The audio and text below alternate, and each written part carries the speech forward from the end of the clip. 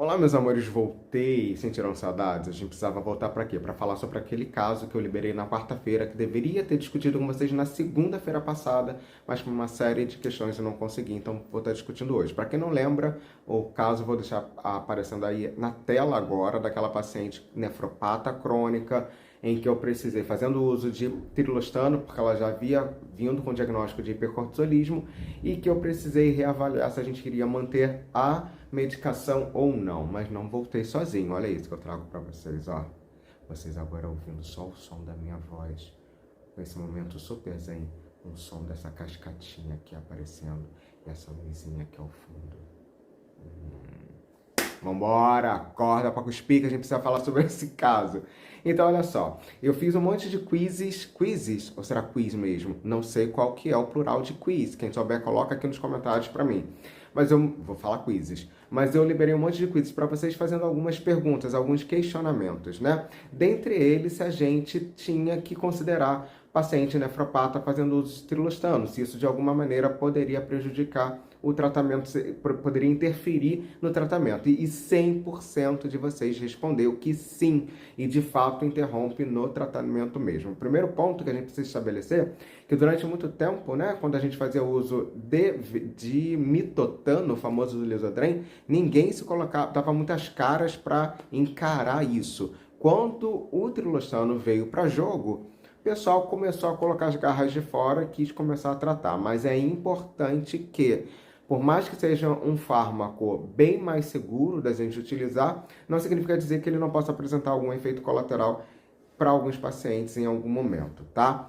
E, sobretudo porque a gente tem, inclusive, vou mostrar aí também na tela para vocês, uma publicação no sentido, indo ao encontro de dizer que em pacientes não apresentando lesão renal, quando tratados com trilostano, embora não apresentasse exatamente uma lesão renal, mas já havia um aumento de ureia e creatinina, mesmo que ainda permanecesse dentro da normalidade, mas em comparação aos exames anteriores, havia tido um aumento de ureia e creatinina. Então a gente já precisa ficar ligado nesse sentido, né?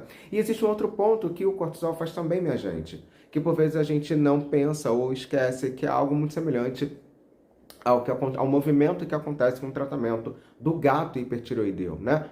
A gente tem questões quando faz tratamento, sobretudo com o metimazol, do paciente hipertireoideu com o problema renal dele, o possível aparecimento de um problema renal. É importante que a gente lembre que o cortisol ele aumenta a taxa de filtração glomerular. E no que ele aumenta a taxa de filtração glomerular, ele aumenta a expulsão de ureia, a eliminação de ureia e creatinina.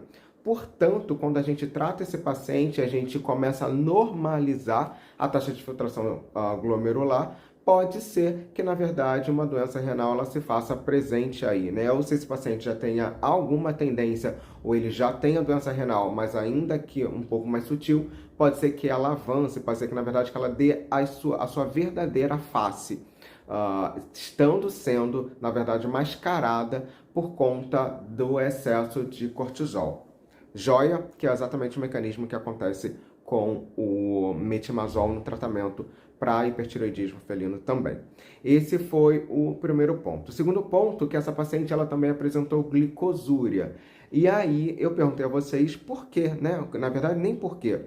Qual era, lancei algumas opções, qual daquelas opções justificaria um paciente apresentando glicosúria, porém, normoglicêmico. Muitos dos nossos pacientes nefrologistas certamente já toparam com essa situação, mas muitos clínicos gerais certamente não, né? E muita gente da endocrinologia também não. E aí há uma condição que a gente chama, lancei um monte de opções e sim, quis enrolar um pouco vocês com as várias opções que eu dei, mas a opção certa era a síndrome de Fanconi, que é uma lesão renal muito mais pronunciada, uma lesão renal mais avançada, em que a gente tem eliminação ou perda de componentes importantes, como aminoácidos, eletrólitos, incluindo a glicose também. Se eu tenho uma lesão renal muito importante, eu posso ter perda de glicose pelos rins, e esse paciente apresentar glicosúria sendo normoglicêmico. Essa é a situação que tem que te chamar a atenção se você topar algum dia com um paciente assim. E esse paciente, em particular, foi um paciente que eu suspendi o tratamento com trilostano. Por quê? Porque era uma paciente dentro da sua nefropatia muito avançada. E é um momento em que a gente precisa pesar aí o que a gente vai fazer com esse paciente, né?